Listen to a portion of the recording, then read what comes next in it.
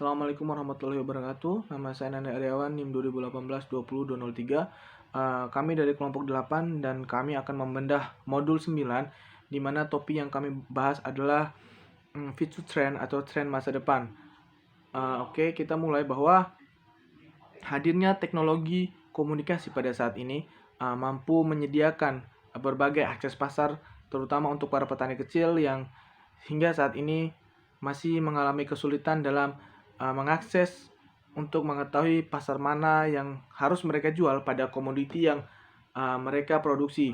Hadirnya teknologi dan komunikasi ini mampu berjalan bersama dengan para petani kecil dan mampu beriringan untuk mengembangkan usaha tani mereka. Lalu yang saya bahas sekarang adalah akses internet, di mana akses internet sangat mempengaruhi bagaimana adanya teknologi dan komunikasi, terutama untuk menjaring pasar mana saja yang tepat untuk komoditas mereka. Ada sebuah proyek yang bernama Project LOON, di mana proyek itu penelitian yang mengembangkan terkait akses internet di daerah terpencil, atau kalau di Indonesia kita dengar dengan daerah 3T.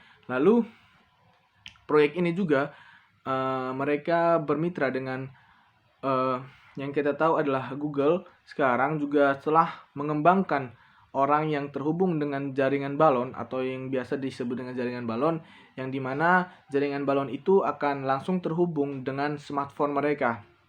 Di samping itu, akses internet sekarang, Mark Zuckerberg atau pendiri Facebook juga sekarang mampu melihat atau menyadari dan membantu para petani kecil itu dengan menggunakan fitur-fitur pelayanan gratis di akun media sosial Facebook mereka. Itu adalah hasil inisiasi Mark dengan kepeduliannya terhadap para petani kecil yang menggunakan akses internet.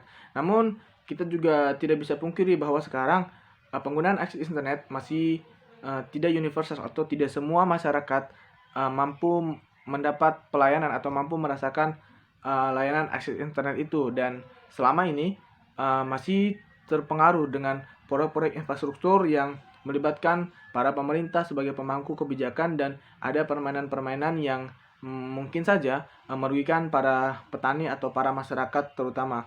Demikian, Assalamualaikum warahmatullahi wabarakatuh. Baik, lanjut. Nama saya Titin Rasyana dengan NIM 2018-0220-164. Di sini saya akan menjelaskan tentang smartphone. Smartphone atau ponsel pintar adalah sebuah teknologi yang berupa layanan yang dilengkapi dengan pesan dan panggilan melalui akses jaringan internet. Tetapi ternyata teknologi ini mengganggu petani kecil dalam meningkatkan akses pasar karena Ponsel pintar sulit diperoleh di daerah pedesaan. Namun popularitas smartphone sejak tahun 2015 sampai 2019 meningkat sebanyak 155,9 juta hingga sebanyak 245,6 juta pengguna menurut eMarketer. Di beberapa negara pun mengembangkan ponsel pintar, diantaranya negara Argentina, Brazil, Chile, Kolombia, Meksiko, dan Peru, menurut eMarketer 2015. Hal ini dikarenakan ponsel pintar dapat mendorong inovasi lebih lanjut dalam mengakses pasar. Keunggulannya yaitu ponsel pintar dapat mengubah permukaan menjadi layar. Oleh karena itu, dengan menggunakan ponsel pintar ini dapat menghemat waktu dengan menggunakan aplikasi video dan suara, sehingga memudahkan dalam penyebaran dan penyampaian informasi, dan seiringnya waktu petani akan semakin banyak menyerap konten melalui video.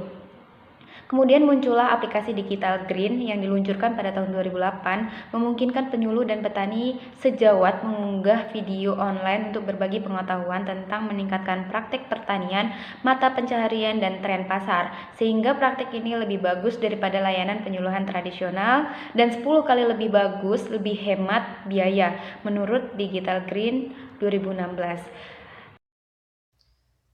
Perkenalkan, saya Nurul Hanifah. Di sini saya akan mempresentasikan mengenai topik tren masa depan selanjutnya, yaitu pada sosial media.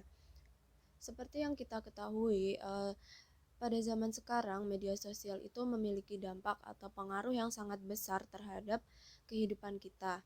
Sosial media ini seperti Facebook, Twitter, WhatsApp, dan LinkedIn merupakan media sosial yang mampu memudahkan individu untuk saling terhubung antara satu dengan yang lainnya, saling berkolaborasi, dan saling berbagi. Media sosial ini juga sangat berpengaruh terhadap petani karena dengan adanya media sosial dapat memfasilitasi koneksi baru, memperkuat jaringan, dan menyebarkan informasi mengenai pasar, input, logistik, dan pemangku kepentingan rantai pasok.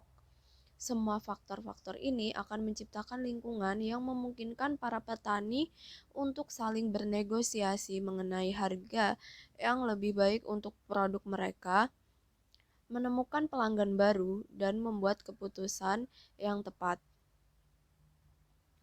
Contohnya seperti petani di negara bagian Maharashtra di bagian tengah India, mereka menggunakan Facebook Messenger untuk saling berhubungan antara dengan satu yang lainnya untuk mendiskusikan mengenai harga dan merencanakan strategi pasar bersama.